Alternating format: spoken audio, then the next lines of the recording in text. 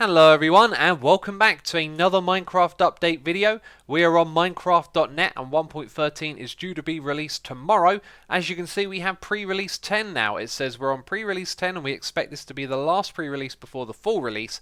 That said, unless any major showstoppers pop up, we aim to release the update Aquatic for Minecraft Java Edition on Wednesday, July the 18th. Well, a major showstopper popped up yesterday in pre-release 9. I didn't cover that on my main channel, it was on my second channel. And to clarify, sometimes I put videos there because they're literally 1 to 2 minutes long of me saying, hey, pre-release 9 is out and there's nothing to talk about.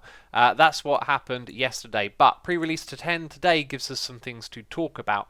And you'll see here it says fixed bugs. One of those bugs was the game crashing if you went into the end dimension and it crashed hard, meaning you couldn't reload your game after.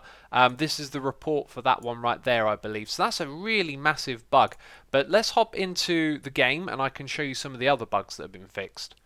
So we are in pre-release 8 and that's important because I'm showing you the bugs that have been taken out of this game. The first bug that I'm going to show you is a couple of things related to water, and people actually were suggesting this might have been Mojang putting in a last minute nerf to mob farms.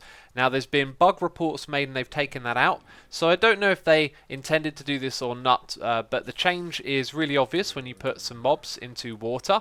So they get pushed along by the water, right? That's pretty normal, we can use that for mob farming.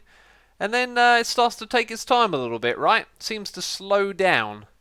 It slows down a lot. You're not imagining things. The less water there is towards the end, the less push power it has on the mobs. So something in the code changed and made it so that the traditional mob farms would need changing, updating, adjusting. It's been reported as a bug and fixed as one. If I go ahead and put a glass ceiling on this, you'll see it gets fixed. Oh, sorry, it's broken that way as well, because sometimes with these mob farms you have like a ceiling directly above it, right?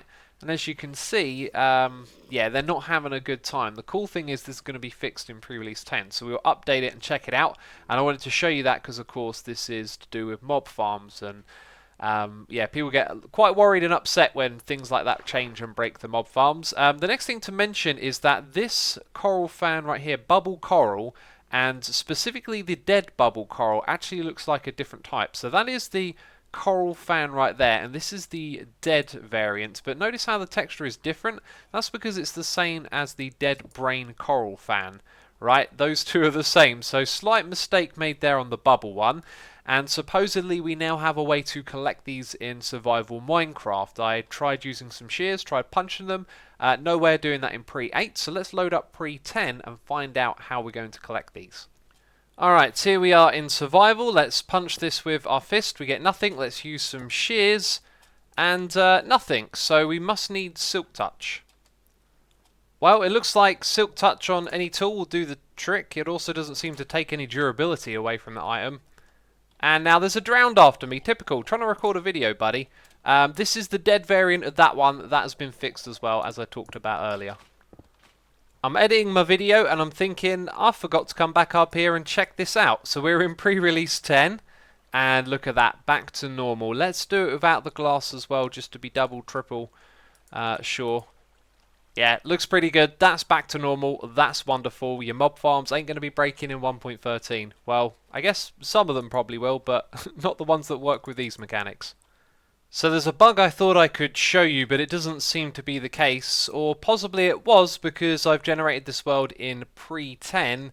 The ocean monument had the ability to cut off an iceberg if it were to spawn around one, and this is a seed where I knew there was a ocean monument next to an iceberg, but it doesn't seem to be close enough to really show you that in action. Also, I didn't know this, seagrass is generating over the ocean monuments. That looks really cool, actually. It makes it look very run down and kind of mystic as well. Alright, next thing we're going to do is check out another feature that's been added in this pre-release. We're going to take a world from 1.9.2 and there should be an option. Yes, there it is, Optimize World. Before I do this, I'm going to quickly make a backup. And then when we go here and we select Optimize World, what it's going to do is it's going to take all of the chunks and convert them into 1.13 before you go into the game. So let's click on I know what I'm doing, and it's going to go through every single chunk in the game and upgrade them for you. So it doesn't do it on the fly, which means that when you're actually playing the game and you've already done this, it should all run just a little bit smoother. Right, so now the performance of the game should be very good because when I'm flying around and I'm loading new chunks, it's not going to have to convert them to 1.13 on the fly because we did the optimize world thing. And there really isn't anything else to talk about with this update. There are a couple more bugs. I also found a post from Dinnerbone saying it's very unlikely he'll be able to put this optimized world feature in for server owners. So if you want to use it if you're updating a server, copy it over to single player, use the optimized world feature, then copy it back to your server. That'll be the way to use it for now. But anyway, that is it from me. If you've enjoyed the video, leave a like. As always, thanks for the support, and I'll see you tomorrow with a video about 1.13. Get excited, peeps, it's coming out tomorrow.